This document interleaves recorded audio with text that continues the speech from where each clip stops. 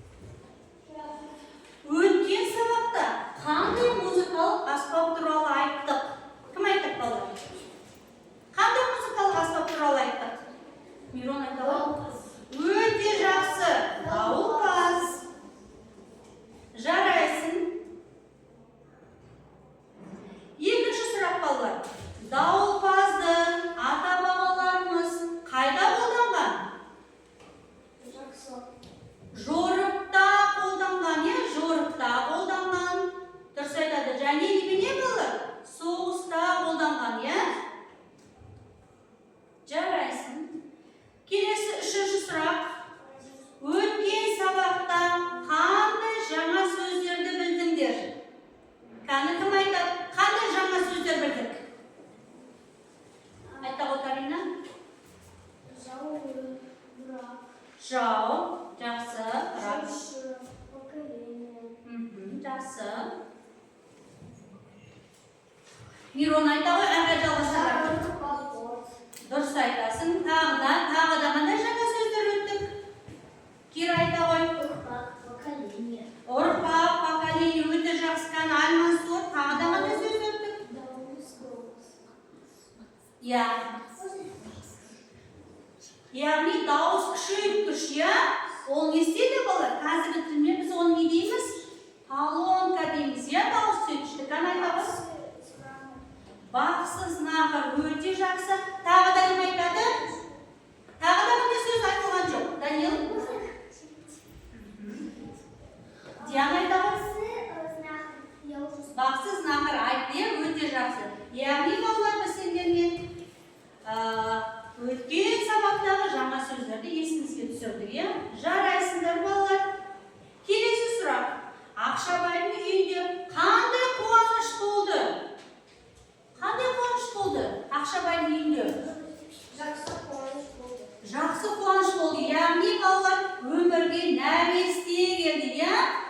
Өмірге нәресте келді. Шілдехана болды, иә, нәрестенің құрметіне. Жақсы, бәріміз қатысып отырамыз, балалар. Балалар, қандай хабар естіді балалар? Жақсы хабар ма, немесе жаман хабар ма? Дұрыс айтасың, Лимон, жақсы хабар. Өте жақсы, балалар, басқамызды белсене қатысып отырамыз. Жақсы хабар естіді, иә, өте жақсы. Енді балалар, біз сендермен жаңа сабағымыздың тақырыбын ашу үшін мұқият қараймыз, балалар. Мұқият қарап, сендер балалар сөйлеуде не көріп тұрсыңдар? Дұрыс айтады, Миронға басқамызда балалар қатысып отырамыз. Яғни біз сендермен айтысты көріп отырмыз, иә? Айтыстың балалар бірнеше түр болады, иә? Айтыстың бірнеше түрі болады. Яғни бәлдік айтысы, көне айтыстардың бірі, иә? Жұмбақ айтыс, жар айтыс. Ал енді бүгін біз сендермен ақындар айтысы туралы айтамыз, иә? Ондай болса, балалар, бүгінгі біздің сабағымыздың тақырыбы айтыс өнері. Ал енді сабағымыздың мақсаты мұғалімнің қолдауымен мәтін мазмұны және кейіпкерлердің іс-әрекетін бағалауға бағытталған сұрақтар, яғни неліктен, не үшін сұрақтар, құрастырады сұрақтарын және оған жауап береді.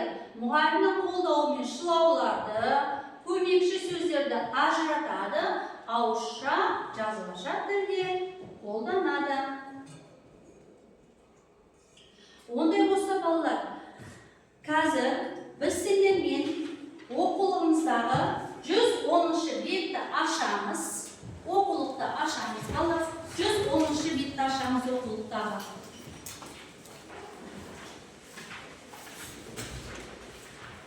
Сөздігімізді ашамыз, балалар.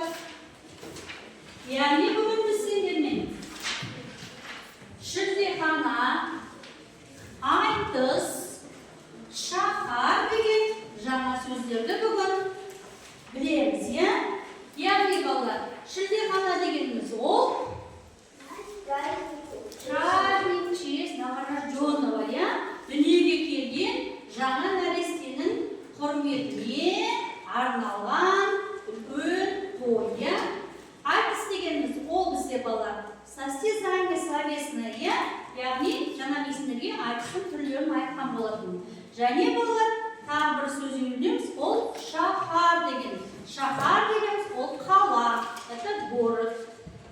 Жазамыз сөздігімізге мұқият.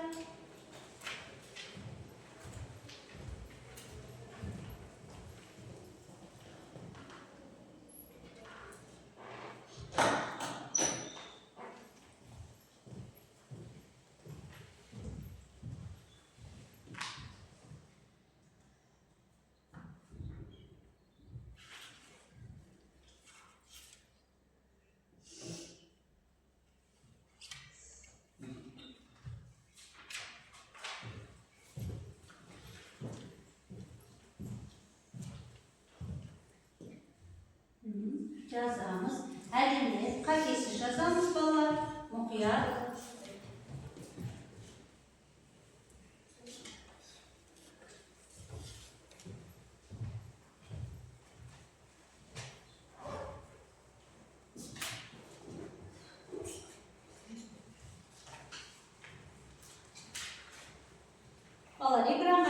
шығарып қойдым. Тағы бір рет қайталайын. Шілдехана дегеніміз праздник в честь новорожденного. Дүниеге келген нәрестенің құрметіне арналған мереке. Айтыс дегеніміз ол словесное состязание. Ал енді шаһар дегеніміз ол қалалар бізде қала. Город. Кәні бәріміз бірге айтамыз. Шілдехана. Тағы да айтамыз. Шілдехана. Бәріміз бірге. Шілдехана. Айтыс. Шаһар. Дұрыстап айтамыз тағы да балалар. Шілдехана. Айтыс. Шаһар. Жас болсақ балалар сөздігімізді жабамыз. Сөздігімдерді жабыңдар. Жақсы. Ондай болса балалар болып па жазып?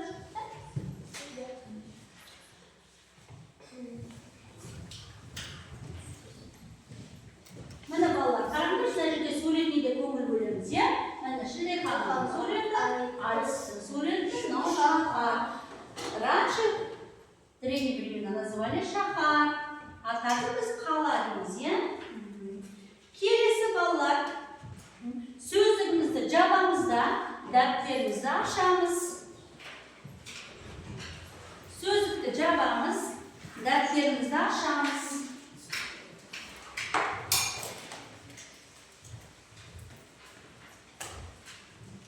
Балалар, бүгін бізде нешесі?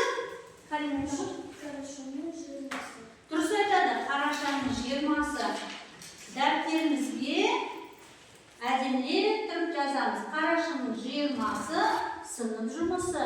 Және балалар, біздің адал азамат біртұтас бағдарламасының аясында балалар, біздің педагогымыз ол әділдік пен жауапкершілік. Жауапкершілік адамгершілік қасиетінің көрінісі. Көркем жазу ретінде балалар, осыны дәптерімізге әдемілеп тұрып қатесіз жазамыз.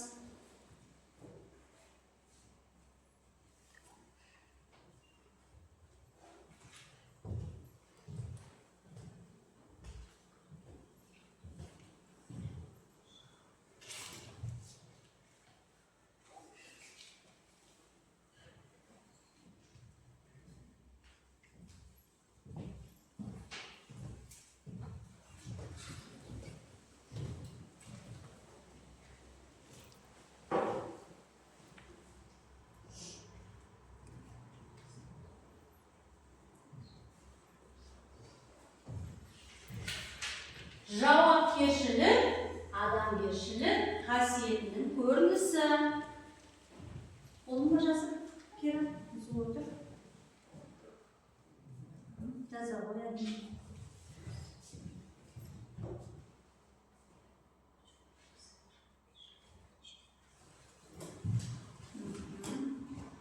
Дұрыс.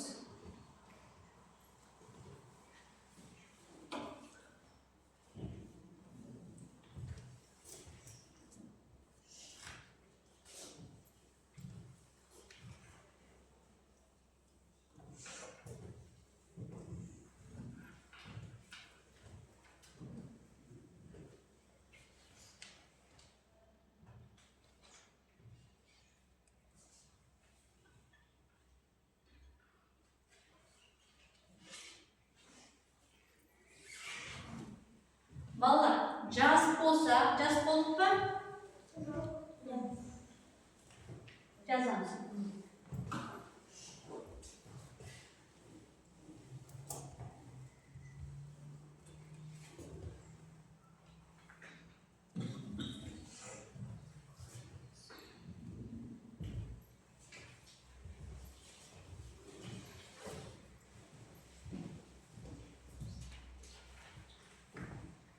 Сендер балалардың айтқан дұрыс жауаптарына мен сендерді домбыра беріп, осы домбырамен бағалап отырамын балалар. Кім балалар жас болды? 110-шы беттегі бірінші тапсырманы қараймыз балалар. Бірінші тапсырмада сендерге балалар 4 сөйлем берілген және 4 керекті сөз берілген. Сол сөздерді сендер мағынасына қарай дұрыстап ойлап, қай сөйлемге қандай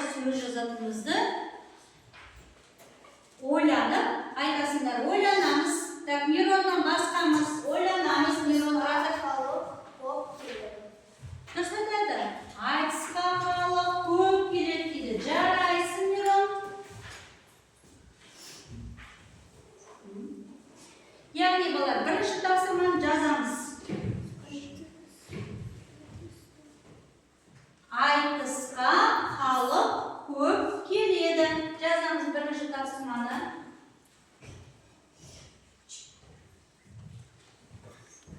Бірінші сөйлемді жазамыз да балалар. Екінші сөйлемді ойланып отырамыз.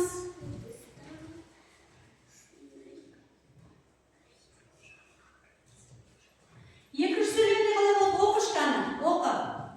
Айтыста сыйлы туралы айтады. Дұрыс па? Дұрыс емес. Не дейміз? Қазақша айтамыз. Дұрыс емес дейді, иә? Қалай болады сөзде? Екінші сөйлем қалай болады? Карина айталыш? Жоқ, екінші сөйлемде дұрыс емес. Карин, Мирон? Айтысқа айтыс ел туралы айтады. Дұрыс. Жазамыз балалар дәптерімізге.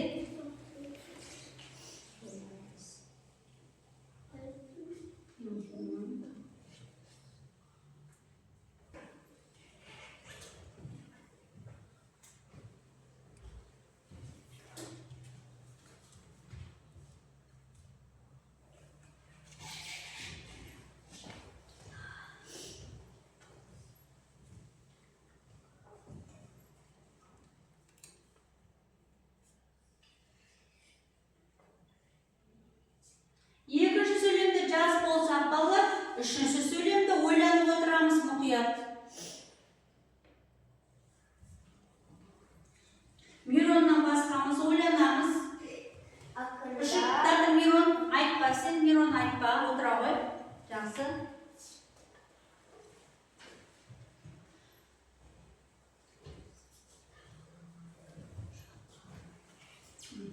Әдемі жаза ғой.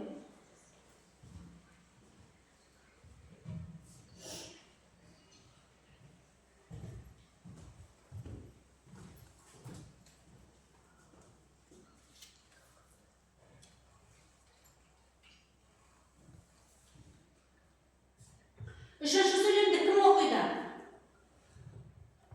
Үшінші сөйлемді Диана, оқышқан үшінші сөйлемді. Ақындар сыйлық туралы көп береді. Дұрыс па? Кира, дұрыс па? Қалай ойлайсың? Үшінші сөйлемде қалай болды? Кира, айтшы. Үшінші сөйлемде қалай болды? Қаны, айта ғой. Ақындар халық туралы көп біледі екен. Халық деген сөз біз балалар қолдан қойғанбыз. Қаны, Диана. Ақындар шаһар туралы көп біледі екен. Дұрыс айтасың. Дұрыс айтады. Ақындар шаһар туралы көп біледі екен. Жазамыз дәптерімізге. Жаздың ба?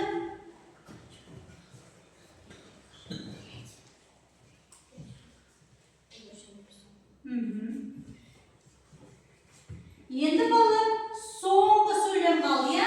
Төртінші сөйлем.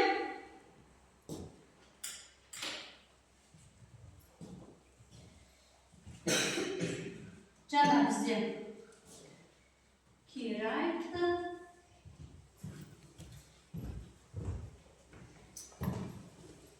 Диана, Карина. Так, төртінші сөйлемді айта отырайын, Мирон. Ақындарға сыйлық берілді. Дұрыс айтады. Ақындарға сыйлық берілді. Жазамыз төртінші сөйлемді. Ақындарға жаздың ба сен мәлім? Ақындарға сыйлық берілді дейді, иә?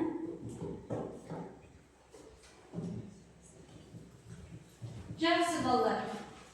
Кім жас болды? Қалғанымызды қоямыз.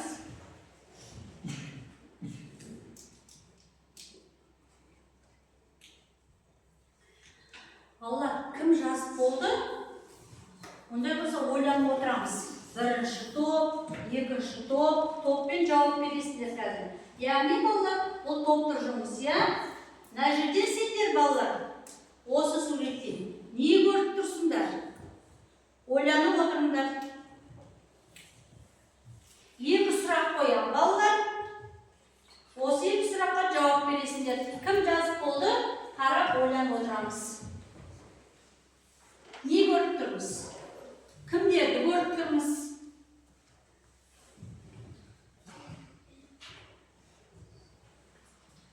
Бірінші топ бітті, екінші топ жазып болдыңдар ма, Карина? Жазып болдыңдар ма? Жазыңдар. Лена?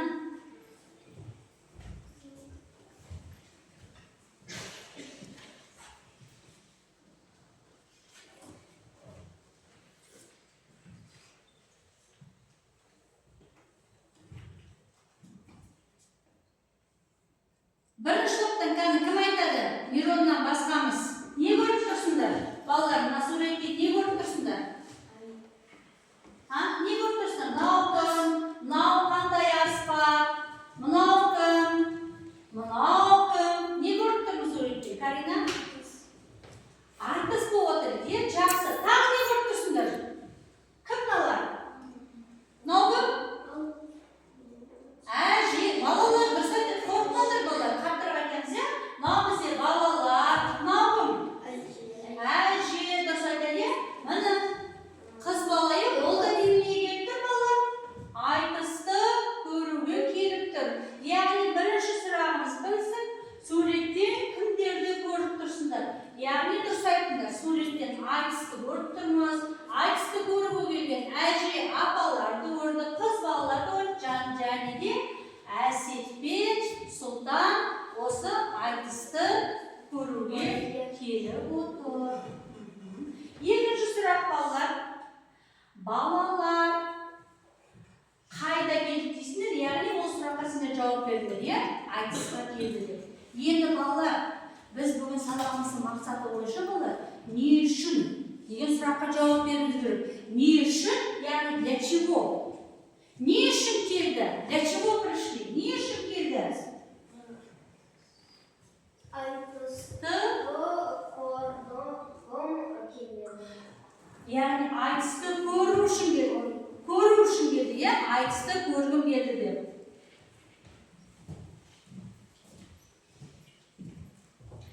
Екінші топтан тағы да толықтырып айтатындарың бар ма, Диана? Тағы не көріп тұрмыз? Тағы да толықтырып айтатындарың бар ма? Ондай болса, әрі қарай, иә балалар?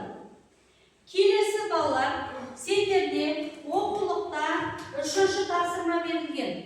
Үшінші тапсырманы балалар сендер оқулықта бізде бар, бірақта не сендерге оны спираль әдісі бойынша оқу үшін өсіп дайындап шығарып әкелдім. Қазір сендер осы мәтінді әрқайсысына жеке-жеке беремін. Мәтінді іштерінде мұқият оқыңдар.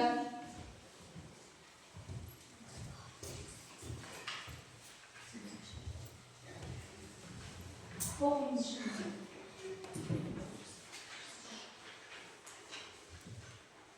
Карина, Саша, Лена.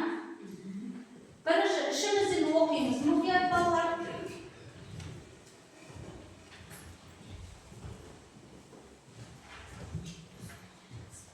Спираль әдісі бойынша қазір әрі жалғастырып мұны оқимыз балалар.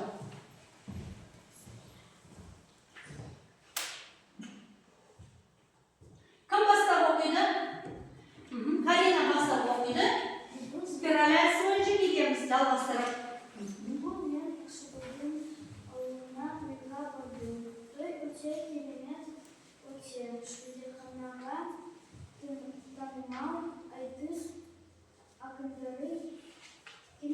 Жақсы, әрі қарай жалғастыр. Ақында біріне өлеңмен жылдан жауап берді. Олардың өнеріне таңғаласын.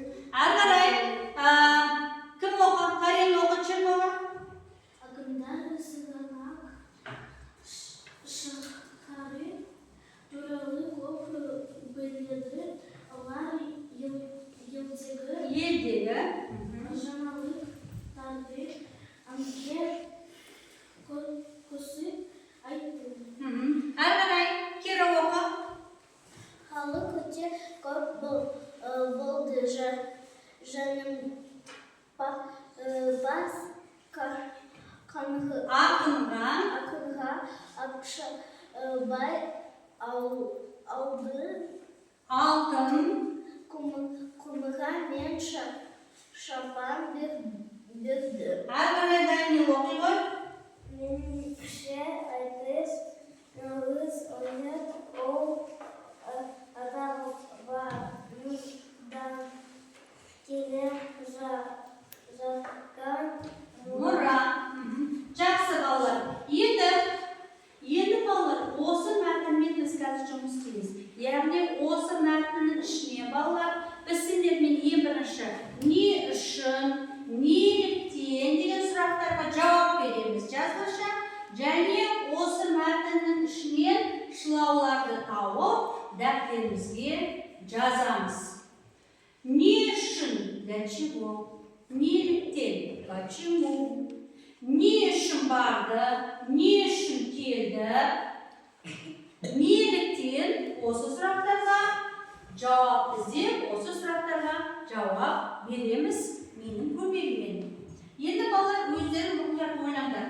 Не үшін деген сұраққа қалай сұрақ қарастыруға болады? Мысалы, балалар не үшін не істеді?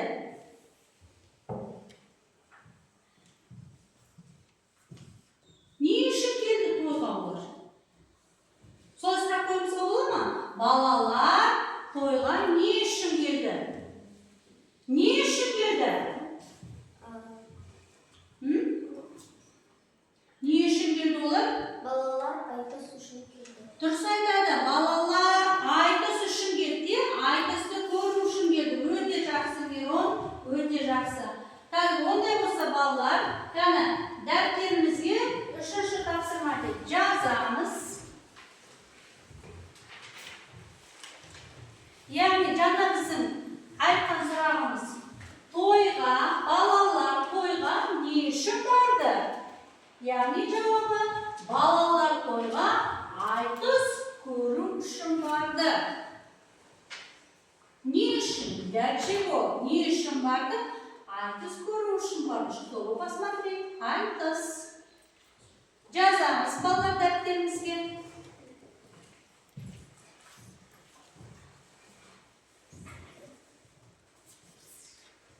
Жаңа жауаптарын сендерге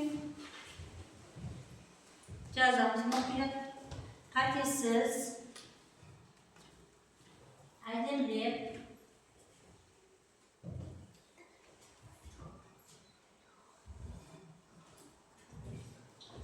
Балалар, бұл тапсырманы орындау үшін уақытпен есіңізге уақытты қойып қоямын. Мына бізде 5 минуттық уақыт. 5 минутта сіздер осы бірінші сұрақтың балалар не істейсіңдер?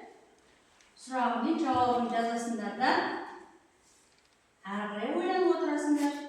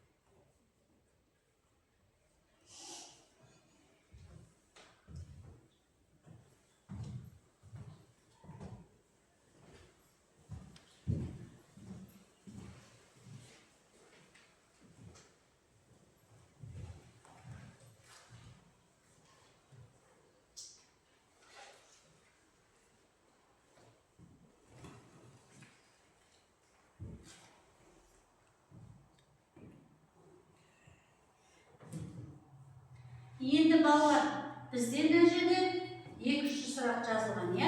Екінші сұрақты маған кім оқиды?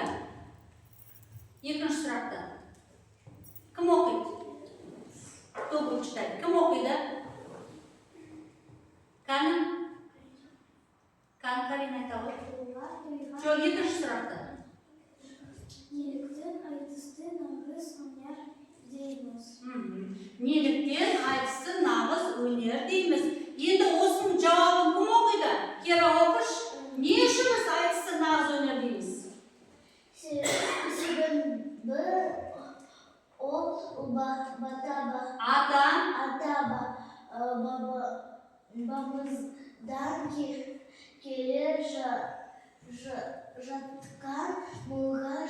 Мұра, жақсы болды. Орныңыздан тұрып оқуымыз керек, Кира. Осыны бала екінші сұрақты дәптеріңізге жазамыз. Неліктен айтысты нағыз өнер дейміз? Себебі ол ата-бабамыздан келе жатқан мұра.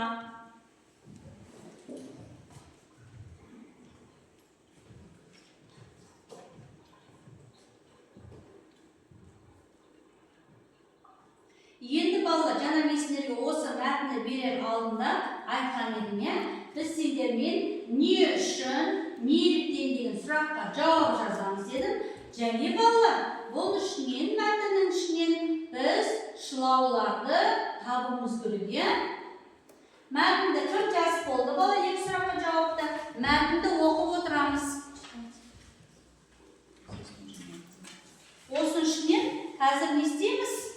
Шылауларды табамыз.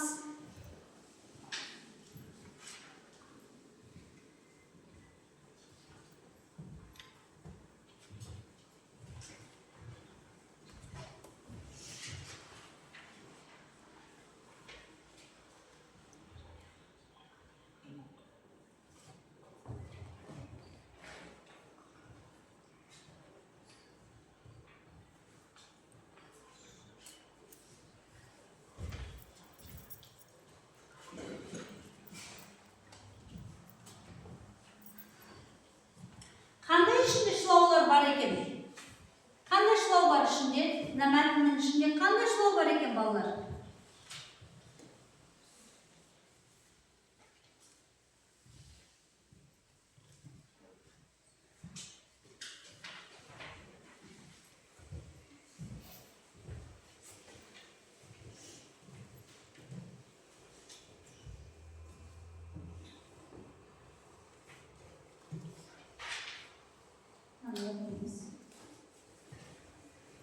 Не oldu?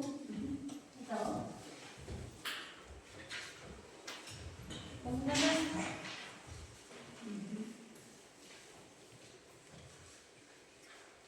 Қандай шылаулар бар екен балалар бұның ішінде?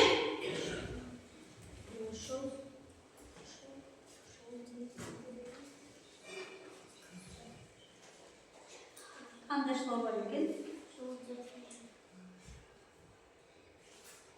Сөзбен сөзді байланыстырып тұр.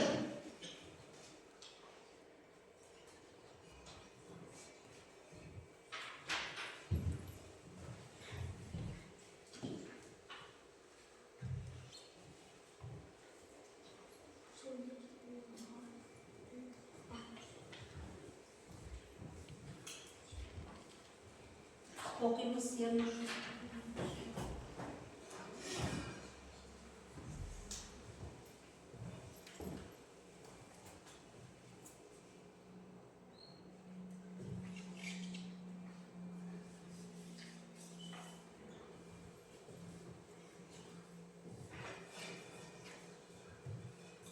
Мирон?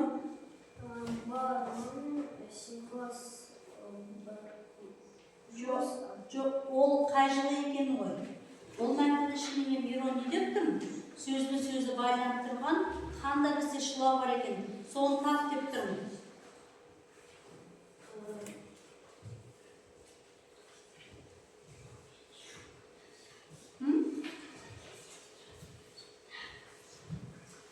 Балалар, қорықпаймыз, қолымызды көтеріп айтамыз. Ақындар сыхана шахара топлап береді олар. Не туралы, яғни бұл жерде қандай бізде шылау тұр? Туралы деген шылау тұр. Мирон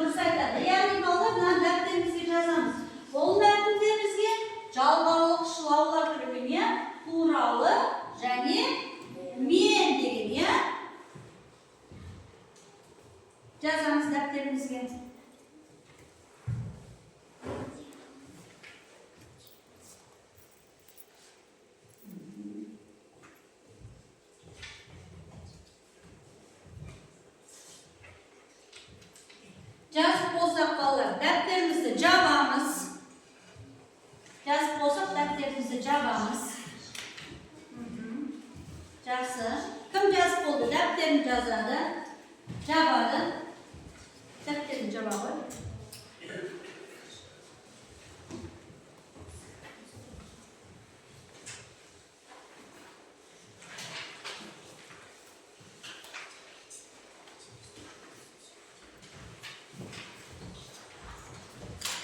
Енді балалар, қазір біз сендермен сергіту сәтін жасаймыз балалар. Яғни ерте сылқым күйінің ырғағына балалар қазір сергіту сәтін жасаймыз. Мұқияттан бері қарай отырамыз түзу. Менімен бірге қайталайсыңдар.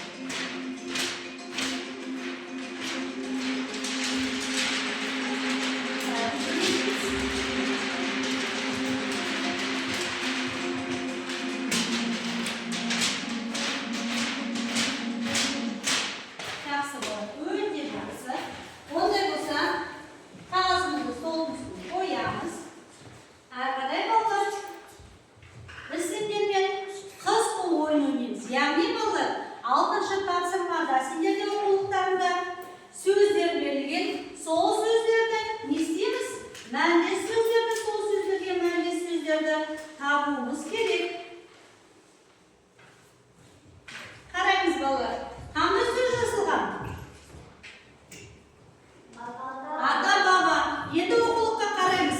Оған мәнді сөз. Қандай сөз? Қандай сөз? Мәнді сөз? Кім айтады? Міне, атақты, арғата, қала, тез деген 4 сөз берілген. Осы ішінде ата баба мәнді сөз. Қандай сөз?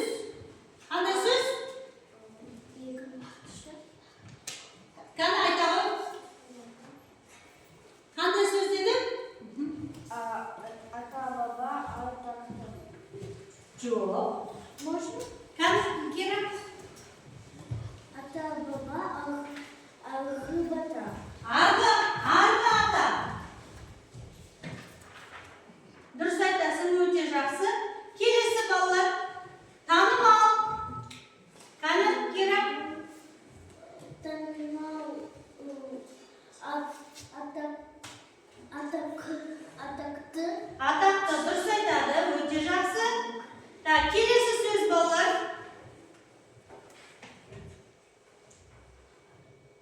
Шаһар. Шаһар дегеніміз не? Жоқ, шаһар дегеніміз не? Шаһар қала. Қала, дұрыс айтады кері. Шаһар дегеніміз қала. Енді соңғы сөз балалар. Жылдам. Жылдам дегеніміз не? Тез. Тез, дұрыс айтады балалар. Жарайсыңдар. Өте жақсы. Ондай болса балалар, қазір біз сендермен осы бүгінгі сабағымызды қорытындылаймыз. Яғни балалар, мені мұқият тыңдаңдар, сұрақ әдісі бойынша мен сендерге сұрақтар қоямын қазір. Мысалы, бірінші сұрақ. Біз бүгін сабағымызда не туралы айттық? Қазақ халқының қандай өнері туралы айттық? Тақырыбымыз қандай болды? Не туралы айттық? Қандай өнер туралы айттық біз?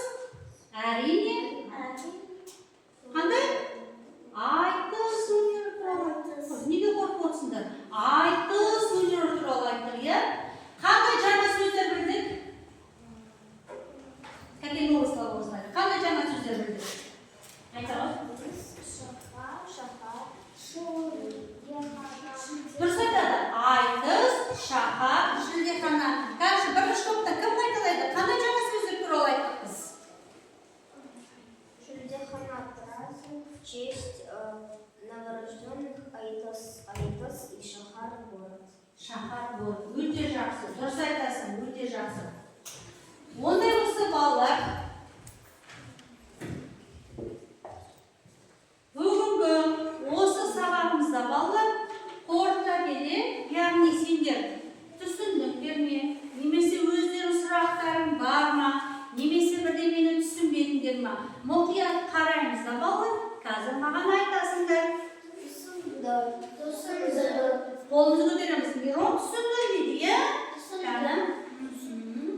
өзге жақсыны көрдіңдер ме? Бала қуаныпты. Түсіндің бе сен? Түсінсең жақсы. Альмасур? Түсіндім дейді Альмасур. Өлде қуанып отыр. Түсіндім дейді. Дұрыс айтасың. Қане Диана? Түсіндім дейді, иә? Сұрақтар болса айтыңдар. Қане Карина? Сен де түсін, бәрі түсінді, иә? Екінші топты бітірдік. Бірінші топтан Миронжан айтты, бәрін түсіндім деп. Карина саған түсінді ма бәріні? Иә, түсіндім дейді. Кира сен ше? Жақсы, Данил. Түсіндім деп балаларым көрдіңдер ме? Қуанбасыңдар. Және Ернұр? Түсіндің бе бәрін сұрағың жоқ па? Жақсы. Түсіндім дейді. Балалар ондай болса, бүгінгі сабақта сендер балалар, мен сендерге жаңа сабақтың басында айтқан, е балалар? Әр сабақ сайын біз білеміз, е, сендердің жауаптарына мен домбыра беріп отырамын, е? Яғни бүгінгі сабақта біздер өте жақсы қатысыңдар. Бірақ та балалар, ешнәрседен қорықпау, ойларыңызды немене толық жеткізе білуіміз керек, е? Ондай болса балалар, күнделігімізді ашамыз да, үй тапсырмасын жазамыз. Күнделігімізді ашып, үй тапсырмасын жазамыз. Бізге балалар үйге тапсырма, 7-ші тапсырманы жазбаша орындап келесіңдер. 113-ші бет, 7-ші тапсырма жаңа сөздер.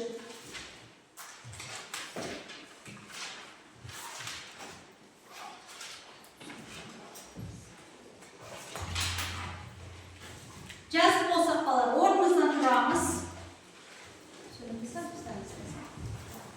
Жазып болдық па?